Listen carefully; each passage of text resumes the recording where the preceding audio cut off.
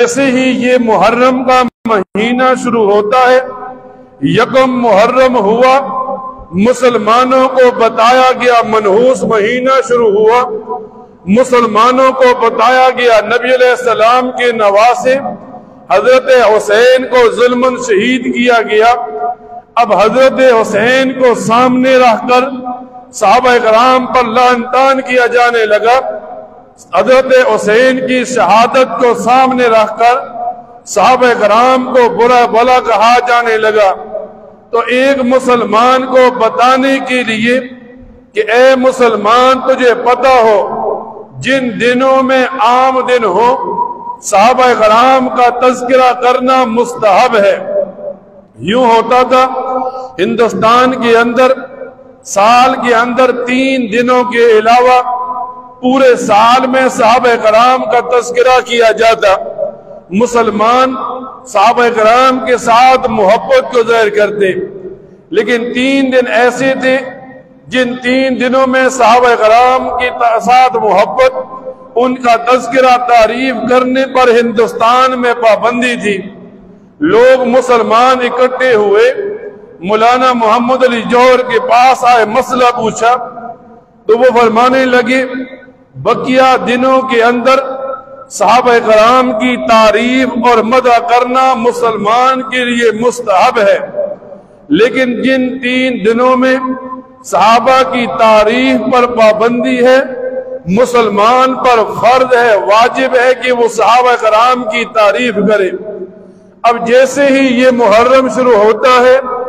ایک مسلمان کو بتایا جاتا ہے یکم محرم سے لے کر 10 محرم تک ہر مسلمان پر واجب ہے وہ صحابہ کرام کی مدح بیان کرے، وہ بتائے حضرت ابو بکر صدیق نے کس طرح نبی کریم صلی اللہ علیہ وسلم کو اپنے کندھوں پر بٹھایا، غار تک لے گئے، وہ مسلمان بتائے کس طرح حضرت ابو بکر صدیق کو پتھر مارے گئے،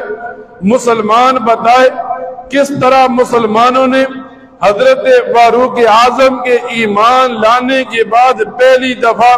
خانہ کعبہ میں نماز پڑھی۔ مسلمان کے ذہن میں ہو دین اسلام کی سب سے زیادہ امداد حضرت عثمان غنی کے مال سے کی گئی، مسلمانوں کو پتہ ہو خیبر کا دروازہ توڑنے والی شخصیت حضرت علی المرتضیٰ کی تعریف ہو، مسلمانوں کے اندر ایک رواج ڈالنے والا، مسلمانوں کو صحیح راستے پر ڈالنے والی شخصیت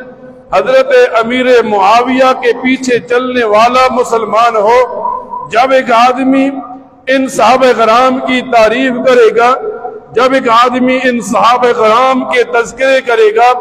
ان کے ساتھ محبت کرے گا،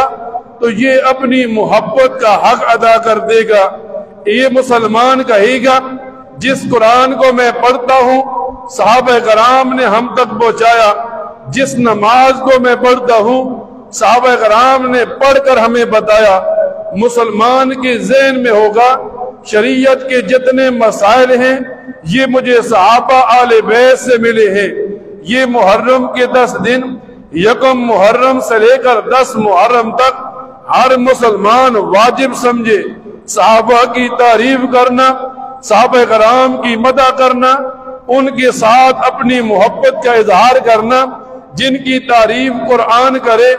جن کی تعریف نبی علیہ السلام کے فرمان کرے، تو ایک مسلمان کی تعریف مسلمان کے ایمان کی زیادتی کو کھینچے گی، مسلمان کی نجات کو کھینچے گی، مسلمان کے کل کے قیامت کے دن کھڑا ہونے کی آسانیوں کو کھینچے گی۔